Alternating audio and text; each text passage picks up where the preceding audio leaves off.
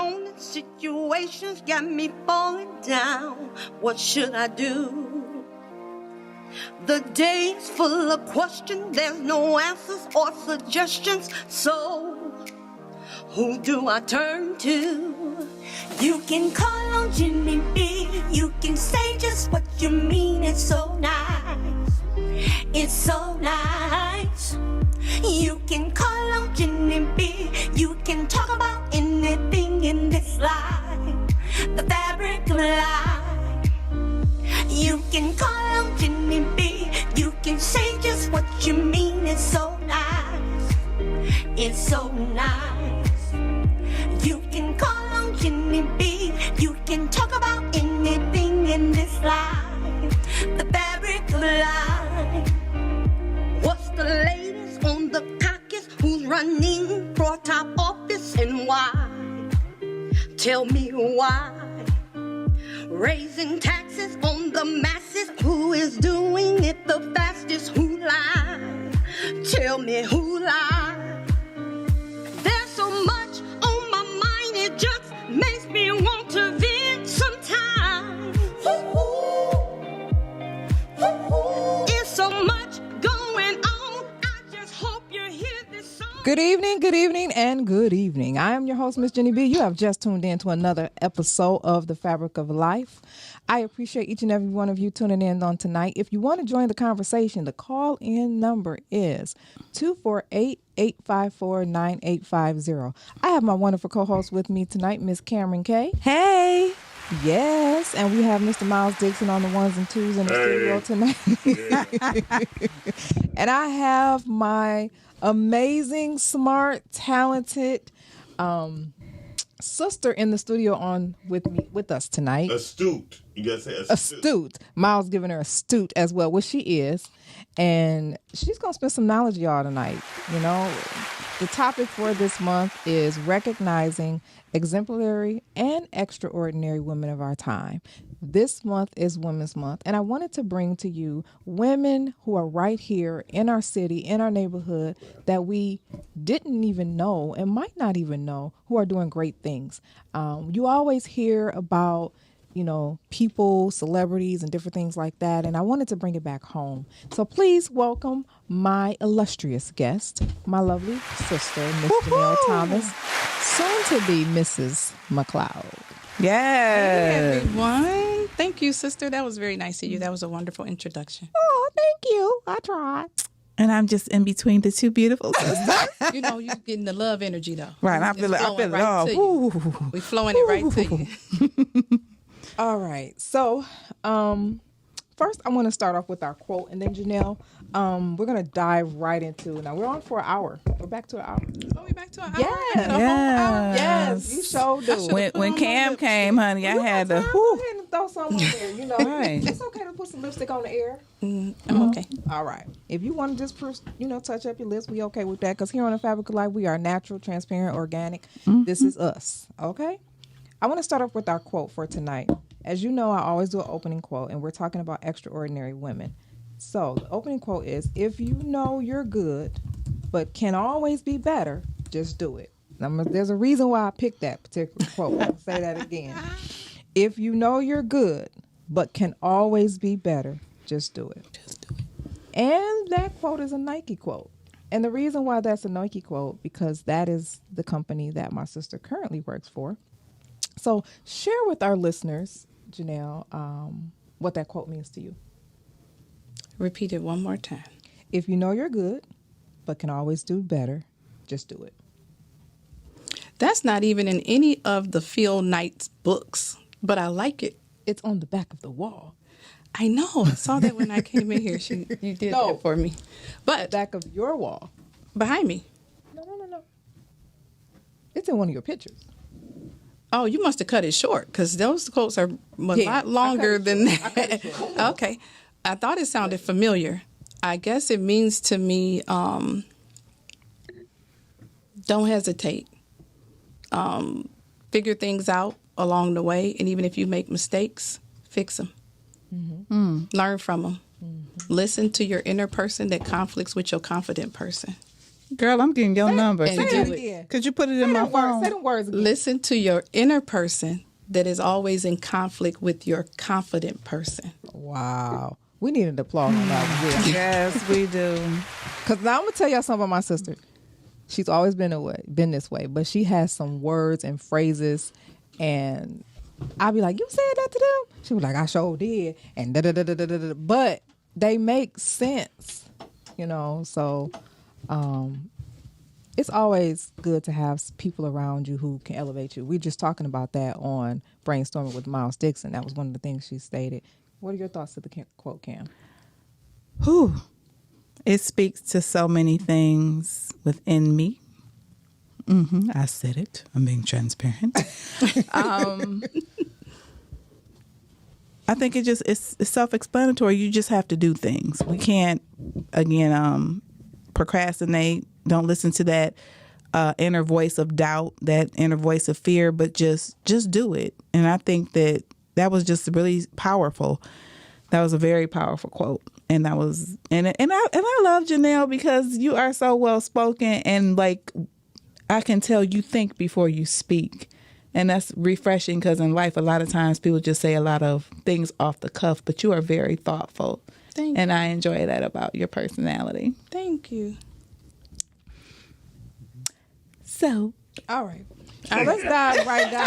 she that was was like, one of she those was moments like silent. I mean, yeah, but that I was mean, one of those moments like, We All can right. breathe. a spa moment. the first question I want to ask Janelle, what are some of the challenges you experience as a woman first, and then as an African-American woman transitioning from a mid-sized company into a Fortune 500 company? Some of the challenges I faced as a woman first is I always doubted myself, not because I was a woman, but because I had a woman with luggage. I had 2 children. I was out of a divorce of a marriage of 10 years that involved domestic violence. That's more luggage. And I struggled with fear of failure. That's, most women have that type of feeling sometimes, like, oh, I don't want to fail. And I recognized later on in my journey that failing was okay, that it was okay to show my children I didn't do it the way I thought I was going to do it, or I didn't succeed at the level that I thought I was going to succeed, but I fell back in order to elevate even higher. So it wasn't a falling out. It was just God put me in a place where I had to show you, you didn't do it my way. You did it your way. That's why you failed. So for me as a woman, it was me being in tune with my spiritual self, my spiritual being, my connection with the Father. It was always a struggle because I wanted to do what I wanted to do. I wanted to run the street. I wanted to be like some of my other tough, aggressive friends, and that wasn't who I was. So I think you know, Jennifer, from being my sister, even in high school, I knew I was a leader because I would take the charge and push other people to their destiny. And I didn't mind staying in the back, but I was afraid when it was time for me to step out because I didn't want to fail. Ooh, are you reading my mail, girl? But your second piece of your question was, give me the question one more time. First I'm was sorry. as a woman, and then as an African-American woman transitioning from a mid-sized company to a Fortune 500 company. As an African-American woman transitioning from a mid-sized global organization and having a great background, I believe, moving into that Fortune 500 company, I took a leap of faith. I was afraid again. I was scared to leave Detroit City. I'm so 313. I said to myself, I'm going to get on this phone and I'm going to do this telephone interview and I'm going to give him the 313. And if they can't take my true, authentic self, then God, it ain't meant for me to go to the next level yet. But I didn't know that I was stepping into a space and time where it was okay to be okay with me. It was okay to be happy about who I am and who I have become as a woman, knowing that I conquered all those fears I just told you that I had. And I wrote down, I no longer wanted to be in Michigan. I wanted an experience. I wanted to go on an adventure. I wanted to go on a journey, and I wanted it to be with my career. I travel. Travel wasn't an issue. So coming into that interview, I had no idea that everything I feared that to show was what they wanted. So just being my true, authentic self and saying, hey, I'm from Detroit. I grew up on 28th Street in Buchanan. One of the main questions Nike asked me was, what is your Nike story? They connect people and they teach you to engage with other people from an inclusive space just by telling your story. My story was I never owned a pair of Nikes because my grandparents couldn't afford them. My first pair of Nikes was when I became a cheerleader at Murray Wright High School. Even though I had played sports at Northwestern before I transferred to Murray, but my true pair of Nikes was my cheerleading shoes. And I got sat down on the bench because I wore those cheerleading shoes the whole day before the game because I was so proud that I was a cheerleader, and those were my first pair of Nikes. I was in K-Swiss. I was in British Knights. I was in Chucks. Not knowing Chucks was going to come back fly. Right. But I wasn't, I didn't even get Fila. I put Fila on my shoes with sequins and fooled people to think that I had some Filas, but I didn't because I just wanted to be included. And getting to Nike and knowing that I could be my true authentic self and speak from a space of experience that resonated with a lot of people who didn't come from a silver spoon or have a lot of money in their family and can go buy all the greatest shoes. I didn't. But it was humbling for me when I got the phone call to say, hey, we want you because you were true and you were authentic to not knowing the job, but who you were. Did I answer your question? I think I did. You did. Okay. You answered it very eloquently. It sounded like she hit something in your belly when she. So I wanted to know what was that you was feeling down in your shanana. And my shanana. I think what spoke to me is that she did it, that she had reached a place when you said that I reached a place in myself where it was like, this is me. So Janelle reached a place in herself where she loved herself. And she was like, look, I don't care where I go, what I do, but from now on in this moment forward, I'm going to speak the way I'm going to speak. I'm going to tell my truth. I'm going to tell the truth, the whole truth, and nothing but the truth. And like it or not, you going to love me. You going to love me. And that's it. Because this is me. And I think that by it being Women's Empowerment Month this month, that a lot of women need to come to that realization that you have to love you. Yep.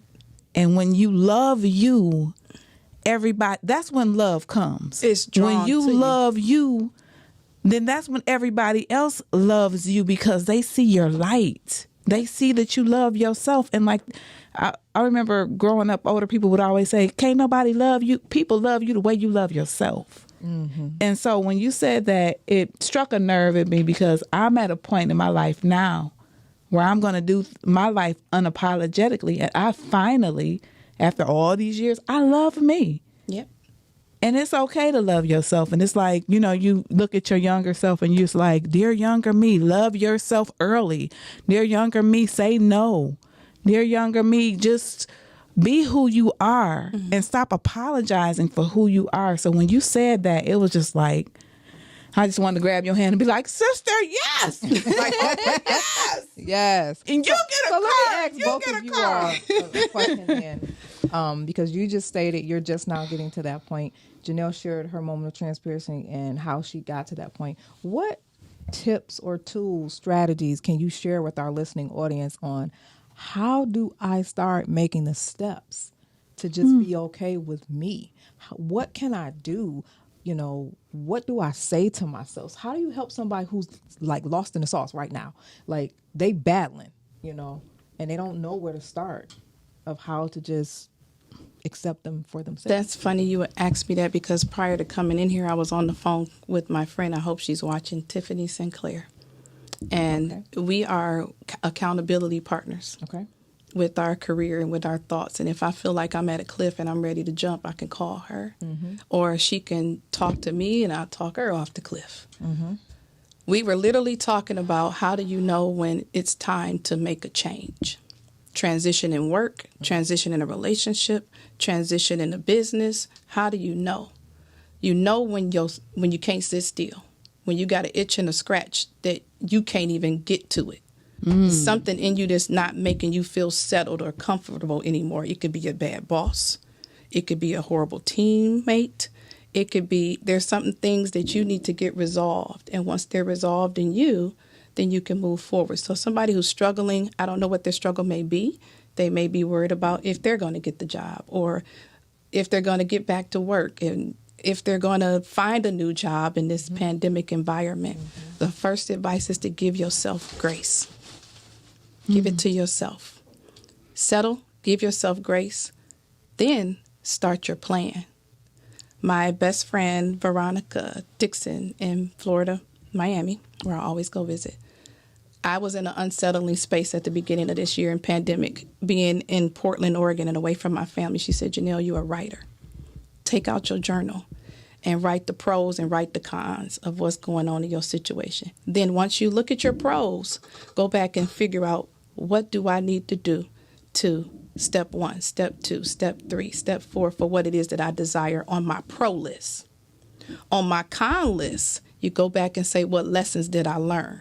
Because the cons aren't going nowhere. They're going to repeat themselves if you don't identify the lesson you didn't learn, even though you looked at it as a con, but you still got a lesson to learn. So one of the ones for me was I had struggled sometimes with female leaders of African American nature that were leaders of mine that looked at me as if I was intimidating to them or they didn't want to support me in my movement or in my career. I looked at that as a con, but there was a lesson in it that I needed to learn from that relationship of how to relate to other women. I grew up at the age of 4 without my biological mother. I didn't get the mother-daughter bond or relationship. My sisters had to mother me. My aunts had to mother me. My grandmother had to mother me. That impacted how I viewed women in leadership. And it didn't have anything to do if they were of any other demographic. It was the African American women that I couldn't connect to. And then I struggled in female relationships of African American as well. I got talked about, bullied, or I didn't always have good relationships with other females. But I learned that it was me being afraid because I didn't know how. I didn't learn it as a young age. And that came from your mother-daughter relationship. But when I became a mother, I said, I'm going to do everything different that I didn't know, and I want to be the best mother in the world to my daughter and to my son. And everything that I thought about motherhood, I tried to exemplify it, but I also flipped it over into how I lead people in the leadership role. A lot of people working in the work environment are lacking some form of leadership in their life, either a male figure or a female figure. But how you connect and engage with them will resonate how hard they work for you because you tapped into something that was missing and a void in their life. But you didn't know it, but I can see it when I connect with people on my team. Like, oh, she might not have had her mom. She angry all the time, and she don't get along with the one young lady that's sitting next to her. There's something happening there. I can ask questions because I had to do it for myself. So after I wrote down my pros and cons, I went back and looked at my lessons learned, and I got a therapist. So when you were healed and when you identified your issues or whatever they may have been, your challenges, and when you dealt with them, that's what helped you to grow and to be able to lead others. It sounds, when I hear you speak, it's like you learn to lead others with love. Yep. So it's like, and I think that's a beautiful characteristic to carry throughout life, period, because that's what's wrong with people, period. When people are angry, they're upset, if they gossip, if all the unattractive things that are in people, it's because they have things going on that they have not dealt with. And maybe simply nobody has loved them. And so I remember a song when I was a child. Everything for me always goes back to music. It was Let Your First Thought Be Love. Let your first thought be love. So when people attack you and act a fool, you know what I'm saying? If you look at them and you talk to them in a loving way, talk to them the way that you would want somebody to talk to you, then you get a totally different result. So just hearing you say that, it's like, oh, girl, this is a love fest. I just feel the love just oozing all over. Yeah, so that person that's just at their wits end and don't know, write it down. Yeah. Get it out. Even the things that hurt you, the things that you're afraid to do, the things you don't know how to do. Once you write it all down and start a plan, the Bible says the people perish For the lack for of the lack vision. of a vision. If you ain't writing it down, that's your vision. That's your roadmap. Yeah. Now you got to figure out, after you look at your pros and cons, who going to help me to get there? And don't be afraid to ask for the help. Now you said something right there. Don't be afraid to ask for the help, because so many people get stuck right there because of pride. Well, I don't want them to know I don't know. Like, I respect a supervisor even more if you're my leader and you say, well, you know what, I don't know, but I'm going to find out. Or we can find out together. Yeah. Don't make me, just because you're my leader and the fact that you don't want me to know that you don't know, and then I find out you don't know, then that make me just look at you in a whole different way. I love the fact that you said you went to therapy. My therapist on speed dial. People look down at therapy. I'm going to tell y'all a funny story. I, too, was a single mother. I have a son. He is now grown. Thank you, Lord. Hallelujah. But, and I took him to therapy because I was like, oh, Lord, his daddy isn't around like he should be. And I took him to therapy, and I kept trying to get him to talk to this man because I said, well, he just needs a male figure. You know what I'm saying?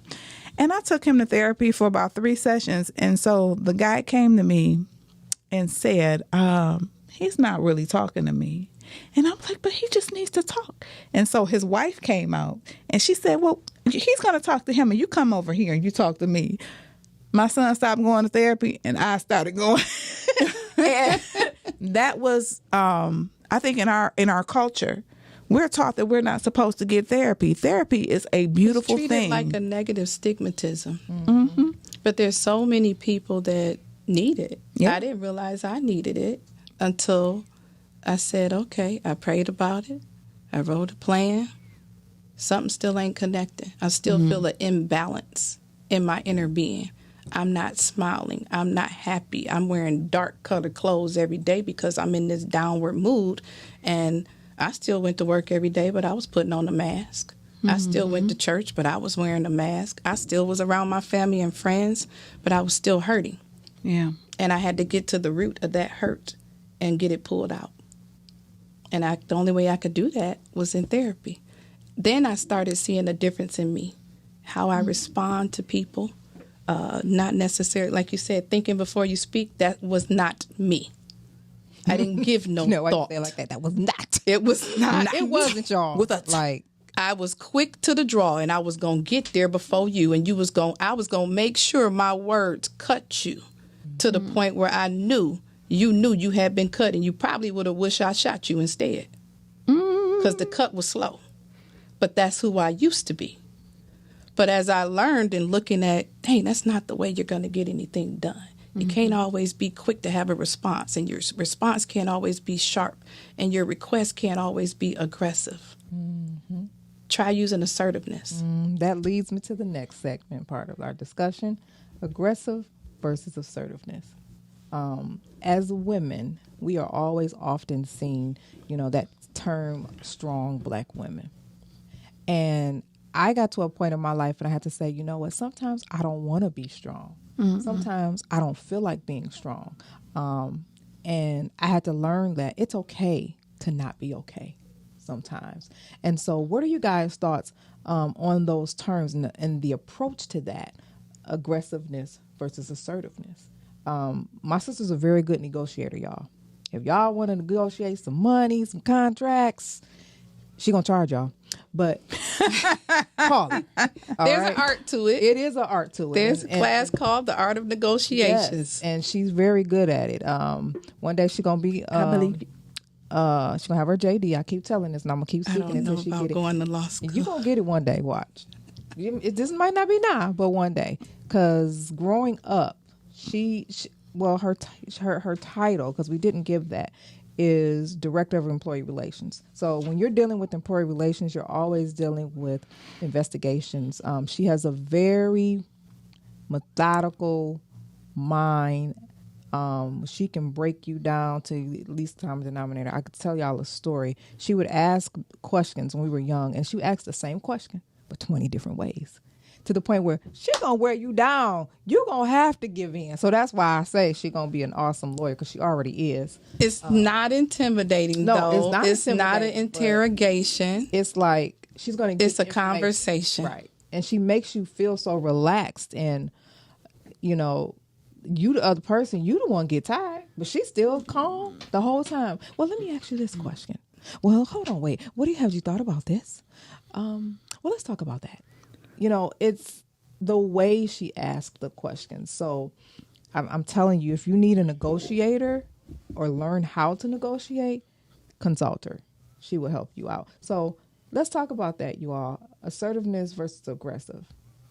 Because, you know, a lot of times we're seen as the angry black woman. Mm-hmm. Yeah. And the strong black woman, because, you know, we're seen as every time we open our mouths, we got to shout or we got to yell it, and just to get our point across or convey what we're trying to convey. Well, I'm not going to sit here and say we ain't got some things to be angry about.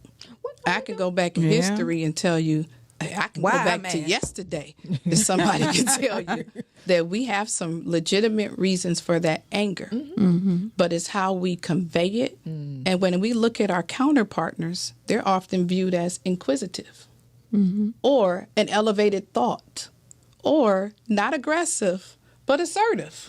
Mm-hmm. So why isn't that same perception given to black women? Mm-hmm. Looking past our hurts, looking past the things that have happened to us in history, we can elevate our voices, but when a Caucasian male does it, he's being firm. Mm-hmm. He's being solid in his decision. Why aren't we? So one thing I've looked at, even in my corporate roles, I don't use what they think I'm going to use. They think, well, oftentimes I've been the only black female sitting at a boardroom table or sitting in certain conversations of senior leaders and C-suite leaders, and I'm asked my opinion. I hold it until I hear the rest of the room. Once I hear the rest of the room, I channel my thought to the person I know gonna make the decision, and I keep my eyes on that person. It may be the CEO, it may be my senior director. I inquire, well, you heard everyone else in the room. Before I share my thoughts and opinions, I don't want to approach it with disagreement, but I have a different perspective. Girl, you better use your word. So I give the content of why I'm saying I disagree without completely saying I disagree. Mm-hmm. I give context and I flip it to say, well, what do you think? Because you're the subject matter expert. He called you caramel, but I ain't going to call you caramel. I want to hear your perspective because you specialize in this space. It would behoove me not to disagree with you because it's your specialty. It's not mine. So I lend my thoughts to someone else. Y'all, let's break down what she just said, because the analogy she just gave, you can use that in relationships as well. Okay? We in communication, you know, like she said, I have a different perspective. Mm-hmm. So without just saying, well, I disagree. Right. It's different. I mean, it's a different tone. You'll get an automatic negative if I come out and say, well, I don't agree with you.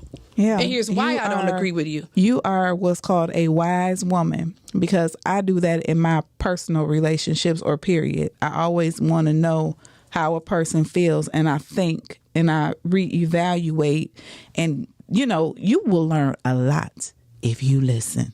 So and when you said I wait till everybody else speaks, girl, that was powerful.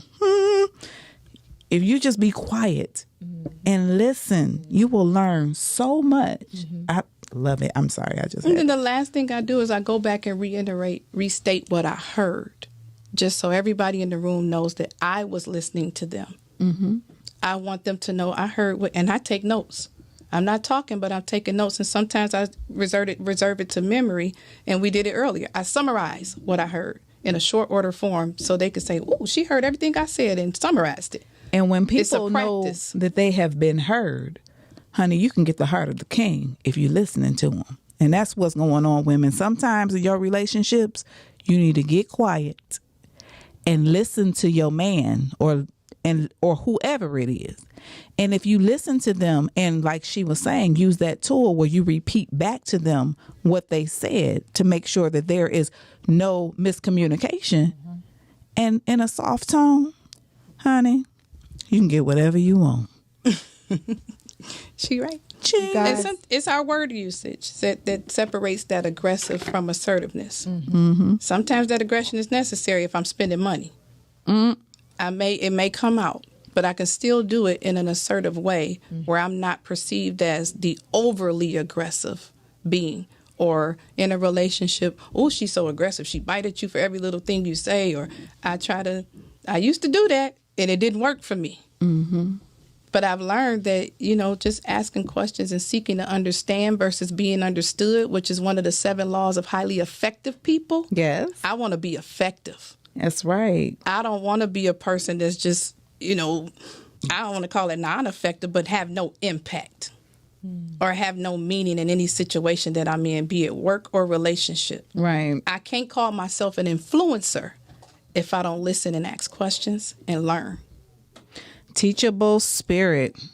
Well, a wise woman has a teachable spirit. Have a teachable spirit. Always be coachable and always be teachable. Because when you do that, you're easily able to be molded, and you're easily able to soak in what knowledge and information you have. Because some way, somehow, someday you're going to lead.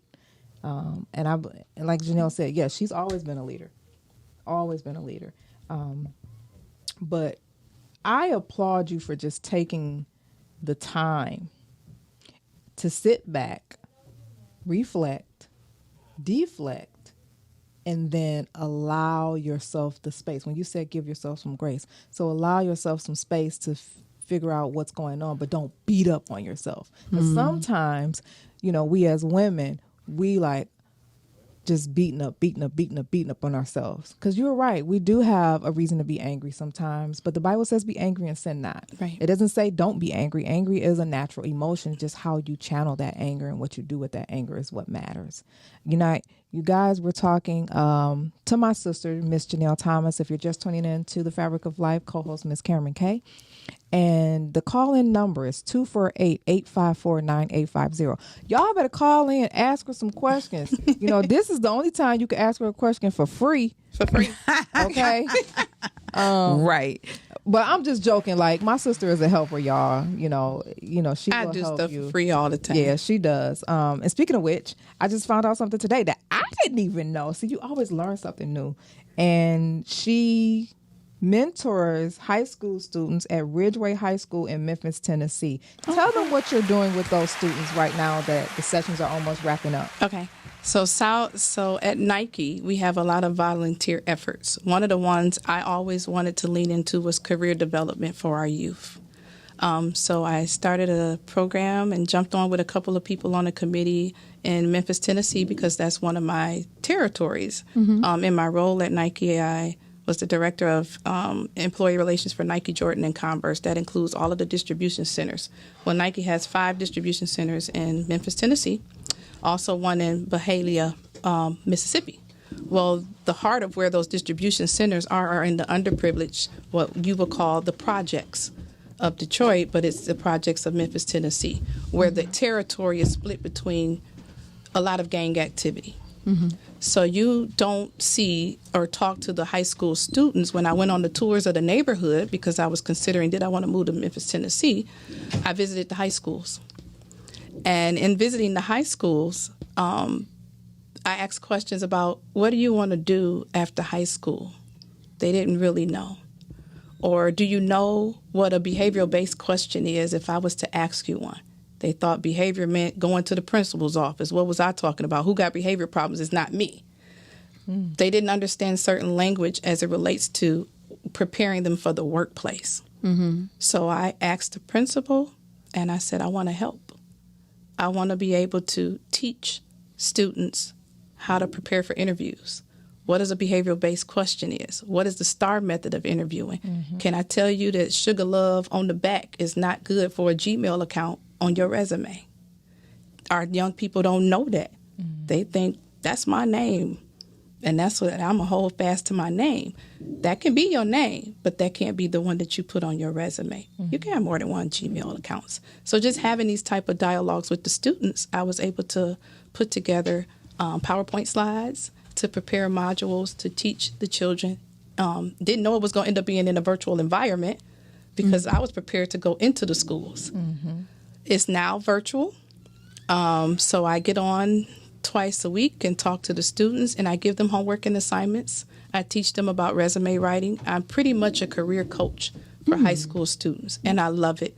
And that's the sessions are really wrapping up because we're almost at the end where they can provide me with their own resume design. We do an interview role play session where I interview them as if I'm the interviewer of the job that they're seeking. I taught them how to do the research on different companies that they have an interest in and not neglect looking at news headlines related to those companies, but going to their website and see what the culture is like. What are the missions? What are the values? Do they talk to you through their writing?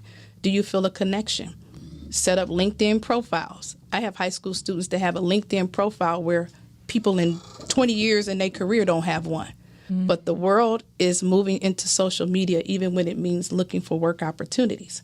So I'm teaching these students, create a presence for yourself in social media, not Instagram, not Facebook, but LinkedIn, where people are making network connections.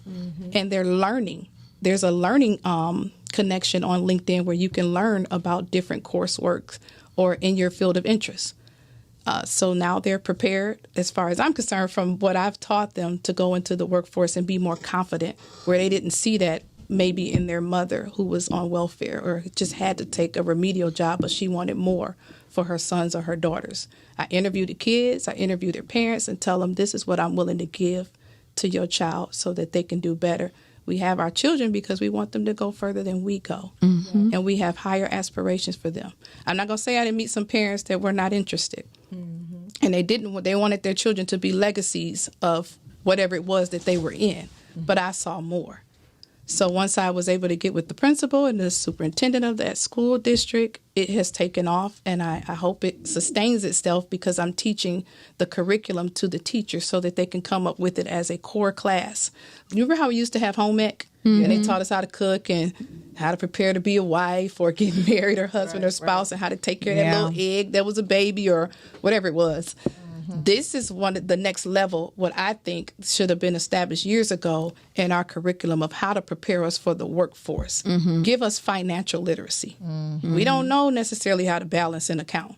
We know how to go in the negative, but we ain't taught how to save. Or what credit how is. easy it is, or what credit is, or how to establish credit. Or what stocks is. Or what stocks is. And now cryptocurrency. And cryptocurrency. So those are things that I hope that as we are in this space of transitioning how we learn, because we are in a virtual environment, that we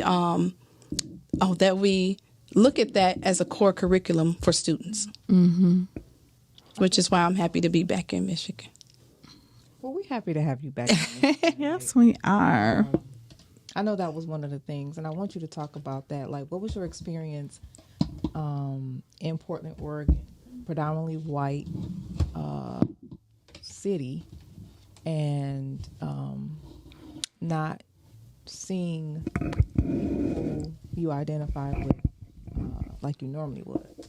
What was that like, just living like that every day? Like, you became the minority in a greater way. It was scary, but I faced it with a smile. I didn't look at people who didn't look like me as if they had no value or as if I was afraid of them. I looked at them as I need to make connections. I need to make networking connections. I need to be able to build credibility and trust right away. And the way I did that was I was open. I was transparent that, hey, I'm new here. I'm from Detroit. I need somebody to braid my daughter's hair. Where can I go? I didn't care what you look like. I just figured you might have had the information and you were going to share it with me because I didn't know where the beauty supply was. Right. I didn't know where the black church was. I literally got off the plane and put in Martin Luther King Boulevard because I knew every Martin Luther King Boulevard was going to be in a predominantly black neighborhood. Whoa. I drove around that neighborhood the whole day and rode up on the church, met a young lady named Nia Shepherd and friended her because she was coming out of the church. I said, I don't know none of y'all, but y'all look like nice people, and you standing in the parking lot of a Church of God in Christ. So I know y'all know that we bring people in by love and kindness. So I knew here, I just want to know where the beauty supply is at. And so give me some love and kindness. And that's what I did every day. I petition myself every day, meet somebody new. Be intentional, be deliberate about your connections. I didn't know their title. I didn't even care about their title. If they spoke, and there's a thing in Portland where people will see you, but they won't speak to you. Mm. It's not just Detroit. And the other hard thing was even my own people, Black people. Mm-hmm. You guys? Yeah. Oh, we do? Good evening. Welcome to The Fabric of Life. I'm your host, Miss Jennie B., co-host, Miss Cameron K., and my guest, Miss Janelle Thomas. Caller, what is your name and what is your question? Oh, I was calling to say hi to Jennifer and Jelly Bean. It's Angela. Hey, Angie. We can barely hear you. You sound really, really low. I do. Let me. I'm in my car. Let me cut the volume up. She called you Jelly Bean. Well, we know that she's sweet already. Jelly Bean. Well, good evening, Angela. Jelly Bean is my nickname for Angela. Angela. A question for our guest tonight? I do have a question. And let me try to kind of get my thoughts together, because this has to deal with friendships, and when a friend has to realize that they've been a butthole and have to, I don't know, be better. Be better with the friendship and not get stuck in their own heads. Like, how can, I don't know, I have to be better to my friend who I'm talking to right now. Okay, so I want to restate the question just to make sure I heard the question. So the question is, how can a friend in a friendship, when they've realized they've not been a good friend, how can they realize that they need to be a better friend, and what are the steps they can do to become a better friend? Yes, better the steps. It's short. And actually execute the steps instead of just saying it. For me, it's short. When I haven't, as a woman, we have that, and I know this about Women's Month, we have our conflict in our female relationships. We own it, we hold ourselves accountable, and we immediately make the effort to do better. We don't delay. All right. Well, there you have the answer. I think we have another caller. Thank you, Angela, and you have a great day. Thank All right. you. Bye. Have a good day. Good evening, caller. Welcome to The Fabric of Life. I'm your host, Miss Jennie B., co-camera Miss Cameron K., with our guest, Janelle Thomas. What is your name and what is your question for our guest? Yes, my name is Dion. Hi, sister. That's our sister. Y'all. Ooh, ow. A family reunion. Oh, my God. Now, I don't sing. Cameron and Janelle over there singing Didi. Oh, hey, Didi. Hey, Didi. So did you have a question for our sister tonight? What? She listening to herself in the background. You got to turn your radio down. Turn your radio down on your phone. Turn it down. Well, because I'm on Facebook, because I was like, what's all that stuff? And it don't look like that on the phone. Okay. Y'all gotta excuse my sister, okay? She's our oldest sister. What's that? Cut your Facebook off so you can listen. So you can hear yourself clearly. Can hear yourself clearly, honey. Don't tell people to excuse me, because I'm the oldest. Aww. No, it's not just She didn't that. mean it like no, that. I wasn't meaning like that. It's just that you didn't understand. I know. It was just a teachable moment. Yeah, the components of the technology and the airwaves at that moment. That's all. So what question do you have for Janelle on tonight? Well, I like everything that's been said. And one thing, I work in a government environment, and what she's saying is so true. Thought about an experience I had a few weeks ago, and I got so angry. I had somebody who was upset with something. They felt upset with something I was doing, and my boss came to me and told me, I said, well, why they're not in the meeting? Why are we not all together? And he said, well, I thought this might be not been a good time for them to be in, because they're very passionate about this topic. And it just hit me. I'm like, he can be passionate, but then I'm the angry Black female. Mm-hmm. And so we see that a lot in the corporate environment, where we have to really, we do with expectations that we have to do more and bring more to the table. And lots of times we actually have more experience. Yeah. We do. And we have more education. I dare say that passionate in his case simply meant that he didn't know how to communicate and use his words in a professional manner. He didn't know how. He can't communicate. No, he didn't. And he was, I think it was surprising because for one, I looked younger than I really am. I'm actually much older than him. And he was under the impression that we were around the same age.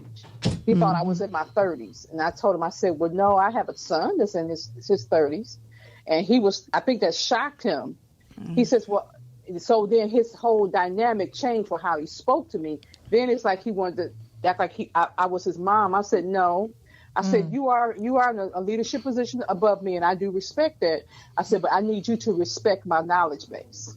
Right. Mm-hmm. Yeah, and so I find that I have to be quiet and listen. Like Janelle said, you have to listen, and I'll let them talk, and I take notes too. I'm writing down as you're talking, and then I repeat back what you're saying just to make sure I understood what you were asking of me or what you were discussing with me. Yeah. And I think that shocks people sometimes when they hear you, especially. And I've heard, I don't like to pull the race card. I don't like to do that, but it just seems, I know now people are more sensitive. They are. Yeah, or things are more heightened because it's been brought to more awareness.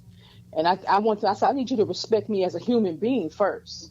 Well, what happened to you, Dee Dee, is he applied ageism, which is a bias in his interactions with you because you are older than him. So for him to flip his approach to treat you like you was a mother hen is even more of a discrimination approach, would probably trigger some of your microaggressions. Because if you wanted to be talked to like you was your mother in the room, you would be talking to your son, not a consummate professional who's a functioning professional in his area of expertise. Supposedly. You're supposed to, supposedly, you respect him for what he knows, and it's only fair to call it out for what it is and say, hey, there's an equal amount of respect that has to happen in this working relationship. You have to trust me as much as I trust you. Mm-hmm. I have to confide in you as much as you have to confide in me. Mm-hmm. But at the end of the day, who the leader? You. Mm-hmm. Right. It's a respect. You had to you probably took a tone where you had to restate the inevitable. At the end of the day, you still got to do his performance evaluation. If communication with you is a problem, why not it be a problem somewhere else in the organization too? So he pretty much showed you all his cards of who he was while he was interacting with you. Mm-hmm.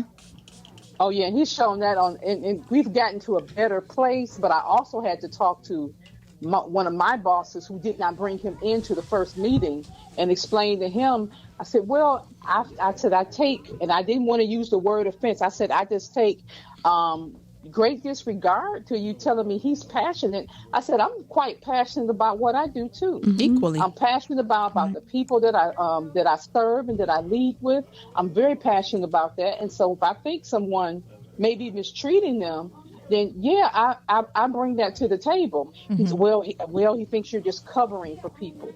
I said, no, it's not covering. It says, when I see an injustice, you calling the flag on the play. That's all it is. Right. Unnecessary roughness.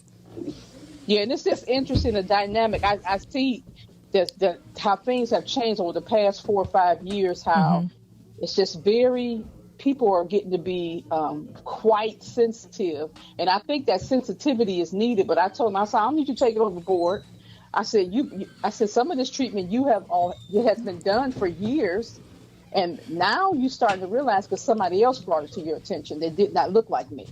So now you see that, I didn't realize that was an issue. Mm-hmm. So, but I'm not going to hold up y'all's call. Okay. That was great information. Thank you for calling. Yes. We love you, sister. We love you.